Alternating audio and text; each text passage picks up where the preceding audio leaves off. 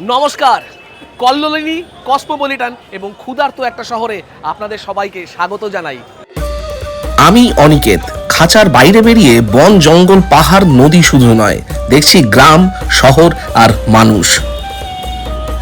আমি ঘুরতে ঘুরতে আজ চলে এসেছি পুরনো কলকাতার ঘিঞ্জি গলিতে, যেখানে ঈদের চাঁদ বেরোনোর আগে জমিয়ে চলছে জীবনকে সেলিব্রেট করা।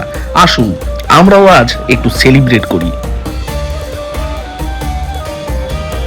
কলকাতার এই অংশের নাম ইংরেজরা রেখেছিল ব্ল্যাক টাউন। সেই ইতিহাস সম্পর্কে অবশ্যই জানবো, সঙ্গে এক্সপ্লোর করব এই এলাকার সরু গলিগুলোর মধ্যে লুকিয়ে থাকা কালিনারি ওয়ান্ডারগুলোকে। চেখে দেখব বিভিন্ন রকমের খাবার দাবার। উৎসবে পার্বণে একটু পেট পুজো হলে মন্দ কি। ফিয়ার্স লেনে এসে ফিয়ার করবেন না, এখানে ভয় পেতে নেই। প্লেট পেতে খেতে হয় অবাধ্য রেডমিটকে সুতো দিয়ে বেঁধে। তাড়াহুড়ো করবেন না, এখানে খাওয়ার আগে নিপুণ হাতের কৌশলে তৈরি এই কাবাব বানানোর পদ্ধতি চাক্ষুষ করুন। কয়লার মৃদু আঁচে তৈরি কাবাবগুলো কেন জগৎ বিখ্যাত একটু পরেই বুঝতে পারবেন।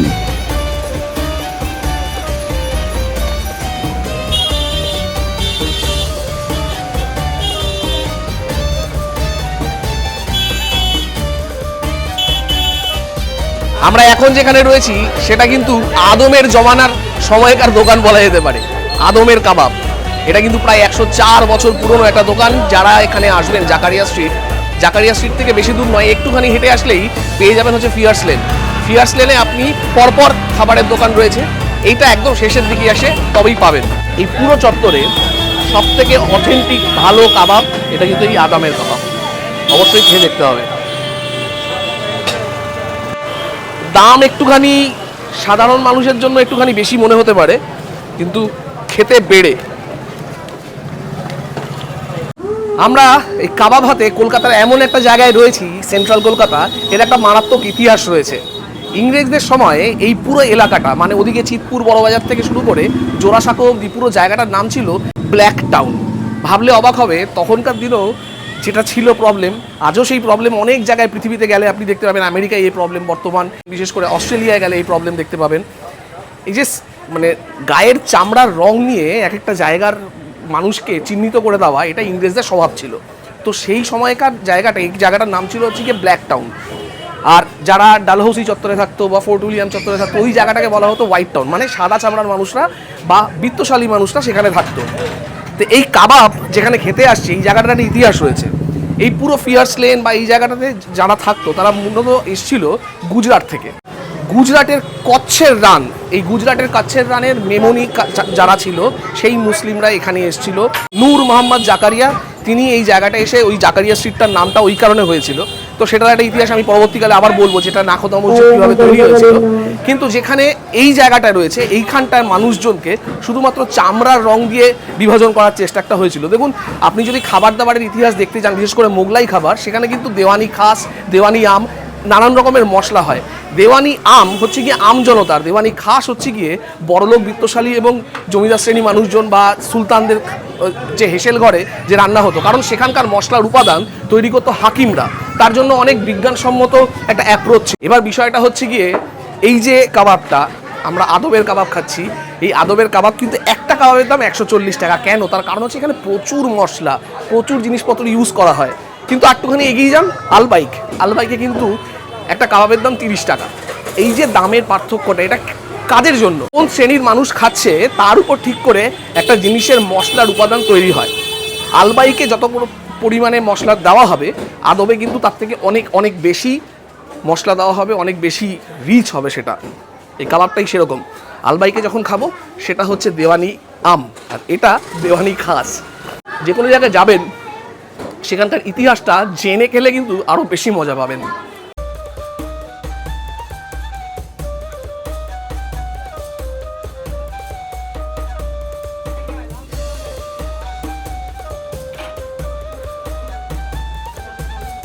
আমাদের এই পিছনের রাস্তাটা, এখান থেকে হেঁটে হেঁটে এলাম, ওই পিছনে হচ্ছে আদমের কাবাবের দোকান। আমরা এই যে মোড়ের মাথায় দাঁড়িয়ে আছি, এটা হচ্ছে গিয়ে আলবাইক ফাস্ট ফুড সেন্টার। সারা বছর এই দোকান পাওয়া যায়, এরকম না যে শুধুমাত্র এই ঈদের সময়টুকুনি পাওয়া যাবে। কিন্তু এখানে দারুণ সুন্দর কাবাব পাওয়া যায়। সে কাবাব খেয়ে দেখবো, জয়দীপকে খাওয়াবো। জয়দীপ অনেক দিন ধরে ইচ্ছা ছিল আসার, ও আশা হয়ে উঠতো না অফিসের কাজের চাপে।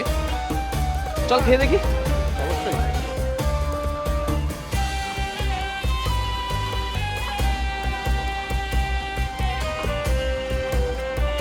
কম পয়সায় খাচ্ছি, বসে খাবার জায়গা নেই, কিন্তু এইটুকুনি সয়ে নেওয়া যায়, কারণ স্বাদ খুব ভালো, স্বাদ নিয়ে কোনো কথা হবে না। আহা।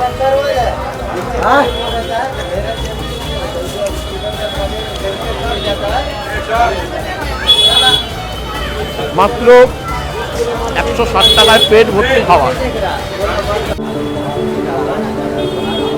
নতুন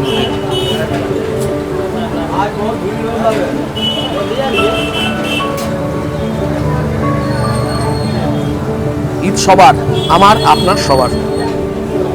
ভাইটা এসেছিল, দেখছিল, খাচ্ছে, আমার খুব খারাপ লাগছিল।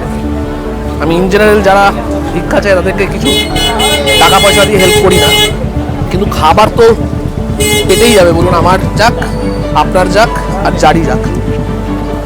চুরি খা। কি নাম তোর? নাম কি? হ্যাঁ, সাইফ আলী। সাইফ আলী আমার বন্ধু, আজকে জাকারিয়া স্ট্রিটে ওর সাথে আমি খাবার খাচ্ছি। দাও, ঠিক আছে। কিছু কিছু সময় এমন একটা ঘটনা ঘটে যায় না অ্যাক্সিডেন্টালি, মানে ইচ্ছা করে তো করি না, মনটা ভালো হয়ে যায়। যাই হোক, খাচ্ছিলাম একসাথে, জয়দীপ এসছে, জয়দীপকে খাওয়ানো একটা উদ্দেশ্য ছিল। কেমন খাচ্ছি সেটা বল। খুবই ভালো খেতে, ওটা অনেকটা রিচ ছিল। হ্যাঁ, এটা হালকার ওপর দই দিয়ে একটা সুন্দর ওখানে আমরা 140 টাকায় একটা কাবাব পেয়েছিলাম, এখানে 160 টাকায় 6টা কাবাব, সঙ্গে 4খানা রুটি, রুমালি রুটি। রুমালি রুটি। দারুণ খেতে। কিন্তু যারা আসবেন, অনেক সময় যারা ওদিকে চলে যান সুফিয়ার দিকে, এই দোকানটা মিস হয়ে যায়। আলবাইকে অবশ্যই আসবেন।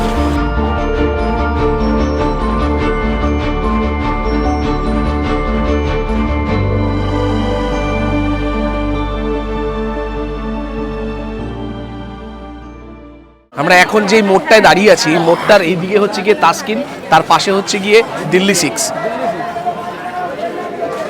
এইখানে হচ্ছে গিয়ে তাসকিন, তার ওই পাশে হচ্ছে গিয়ে দিল্লি 6।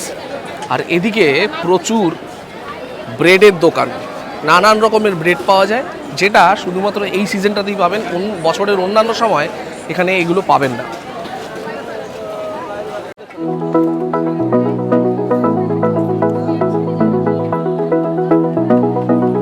মহব্বতে।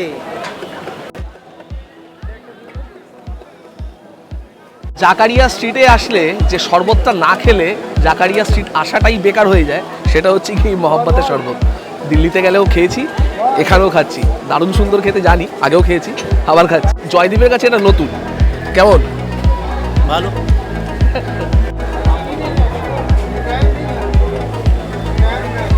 তরমুজ আর গোলাপের ফ্লেভার, সঙ্গে একটু হালকা ঠান্ডা রয়েছে।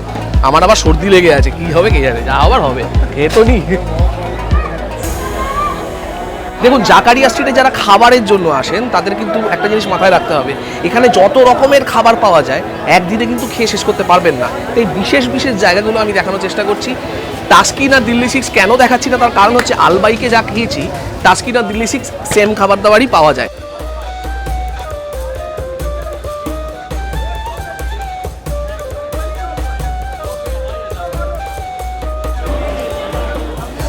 হাজি নূর মোহাম্মদ জাকারিয়া, এর নাম আপনি শুনে থাকবেন, তার নামেই কিন্তু এই জাকারিয়া স্ট্রিট। আর উনি গুজরাটের কাচ্ছের রাত অঞ্চল থেকে এসেছিল, ওনারা মেমনি ছিলেন, তারা এসে এই সময়ে এখানে ব্যবসা করতেন, এবং সেই সময় এই সম্প্রদায়ের মানুষদের জন্য প্রার্থনা করার জন্য এই মসজিদটা তৈরি করা হয়েছিল।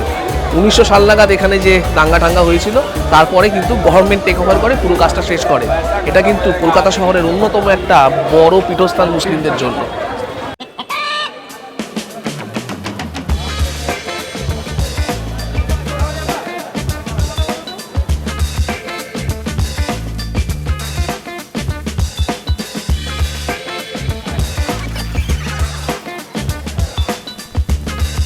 মুস্কুরাইয়ে জনাব আপ লখনৌ মে হ্যায়, এই ট্যাগলাইনটা দেখলাম নিউ লখনৌ হোটেলের এখানে।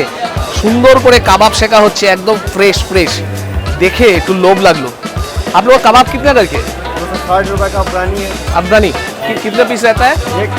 एक हाफ मुर्गा होगा 500 की। एक हाफ मुर्गा। और जो लोग इधर पे थोड़ा कम टेस्ट करने के लिए खाएगा, उनके लिए क्वार्टर कर दिया हम लोग। क्वार्टर कितना? एक क्वार्टर 160 रुपए का। এক দিয়ে দিজিয়ে তো। আমরা এখানে ফুল প্লেট তো খেতে পারবো না, তো আমাদের জন্য একটা কোয়ার্টার প্লেট এটা অর্ডার করছি। মাখন গরম হচ্ছে, গরম গরম মাখন গরম হচ্ছে, সঙ্গে এই কাবাবগুলো চলছে। একটা দারুণ পরিস্থিতি, বুঝলেন তো। आपका क्वार्टर मलाई टिक्का लगा दे रहे কোয়ার্টার মালাই টিক্কা দিয়ে দিজিয়ে। আমরা একটা কোয়ার্টার মালাই টিক্কা নেব, দুজনে মিলে খাবো। आप लोग लखनऊ से आए हैं? जी हम लखनऊ से नहीं, हम दिल्ली से। দিল্লি সে? আচ্ছা আচ্ছা। এরা দিল্লিতে এসে কিন্তু দোকানের নাম লখনউ। ব্যাপারটা আমি এখনো ধরতে পারলাম না। যাই হোক, খাওয়া নিয়ে কথা, টেস্ট ভালো হলেই হলো।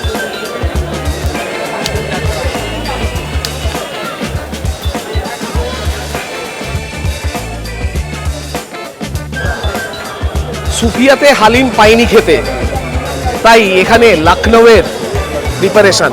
দিল্লির ছেলে, লখনউয়ের প্রিপারেশন। এই হচ্ছে গিয়ে সেই চিকেন, মাত্র 130 টাকায় এতগুলো পিস।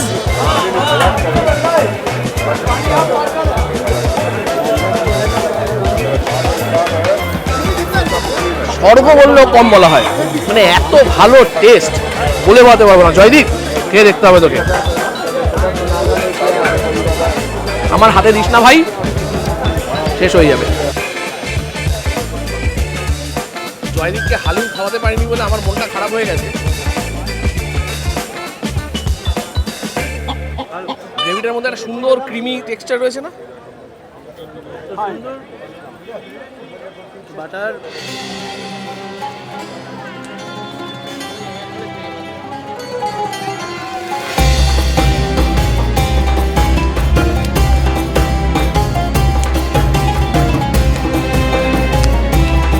এই জাকারিয়া স্ট্রিটের খাওয়া বলি, এখানে হচ্ছে গিয়ে দিল্লি 6। এখানে খাওয়া মানে তার জন্য যে রকমের ধৈর্য লাগে সেটা আমার অন্তত নেই। পরপর দুদিকে খাবারের দোকান, বিভিন্ন রকমের খাবার। যদি হাইজিন নিয়ে চিন্তা না করেন তাহলে খাবারের অভাব এখানে নেই।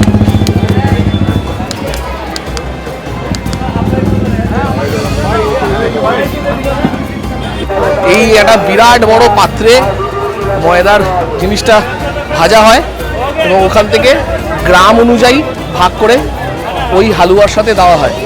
এখানে 50 টাকা 100 টাকা থেকে শুরু মোটামুটি খাবারের যা খরচা। জাকারিয়া স্ট্রিটে এসে চিকেন ফ্রাই যদি খেতে চান তাহলে কিন্তু এখানে রাস্তার দুপাশে অনেক দোকান পাবেন। এই যে এখানে তাজ হোটেল রয়েছে, তার পাশে এখানে রয়েছে ভাজা চিকেন। যেটা দেখতে পাওয়া যায় সেটা হচ্ছে কি রং বেরঙের খাবার। এই রংটা কিন্তু ভীষণ দৃষ্টি আকর্ষণ করার জন্যই তৈরি করা। জানি না সেটা খাবারের মানে খাওয়ার পক্ষে কতটা উপযোগী সেটা আমি বলতে পারবো না। চলুন।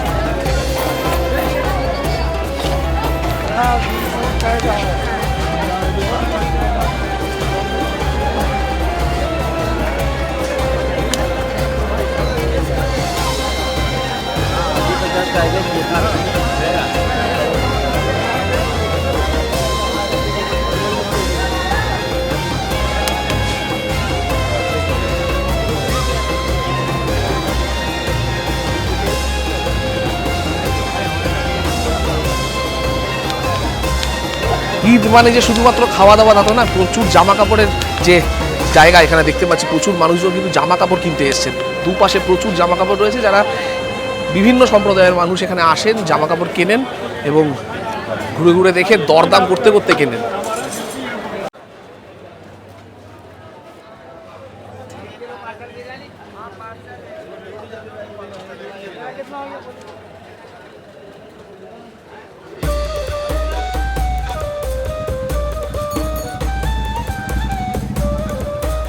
চিকেন মাটন সবই তো হলো, মিষ্টি কেন বাদ যায়? আমরা চলে এসেছি মিষ্টি খেতে। আজকে এখানে মিষ্টি খেয়ে আজকের খাবারের এই যাত্রা শেষ করব।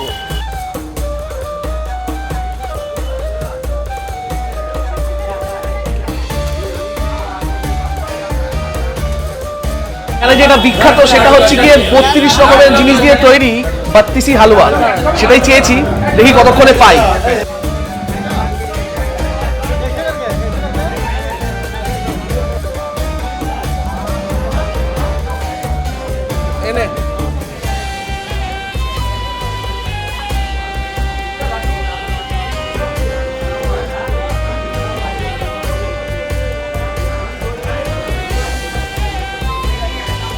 জয়দীপ খেয়ে মুখটা যেটা করলো মানে সেটা মানে আনপ্যারালাল, মানে বাঙালি ভুঁড়ি বাড়াতে হলে এখানে চলে আসুন। একদম মানে পিওর ঘিয়ের তৈরি একটা দারুণ হালুয়া, তার সাথে আমার মাখানা দিয়েছে, 32 রকমের হালুয়ার মিশ্রণ এটা, দারুণ দারুণ। প্রায় ঘন্টা তিনেক সময় কি সুন্দরভাবে কেটে গেল দুজনের বলে বোঝাতে পারবো না। অনেক কিছু খেলাম, মানে গত 1 বছরের মধ্যে একসাথে এই খাবার দাবার খাইনি, এত রকমের খাবার দাবার পেটে আজকে গেছে, জানি না সারা রাত কীভাবে কাটবে। আপাতত রিচও আছে, রিচ আছে। রিচ অবশ্যই, হ্যাঁ, যারা রিচ পছন্দ করেন না তাদের জন্য কিন্তু এই জায়গা নয়, কিন্তু খেতে তো হবে, মানে বছরে একটা দিন দুটো দিন যদি না খান কি নিয়ে উপরে যাবেন বলতে পারেন। তাছাড়া যেদিনটা জাকারিয়াতে আসছে খেতেই তো আসছে লোকে। হ্যাঁ, মানে ইন্টেনশনটা তো খাওয়ার, এছাড়া আর কি। তাছাড়া মানুষকে দেখুন, তাদের সংস্কৃতিকে উপলব্ধি করার চেষ্টা করুন, সবাইকে সমান চোখে দেখুন, এটা সবচেয়ে বেশি ইম্পর্টেন্ট। আর লাস্টে ছোট থামস আপ। আচ্ছা, বেশি সিরিয়াস হবেন না, আমার ভিডিও দেখতে থাকুন। আমি চেষ্টা করছি ইউটিউবে রেগুলার ভিডিও দেওয়ার, যারা আমাকে সাপোর্ট করেন তাদেরকে অসংখ্য ভালোবাসা। আমার ইউটিউব চ্যানেলের নাম অনিকেত আনকেচড, সঙ্গে থাকুন, দেখতে থাকুন। অবশ্যই।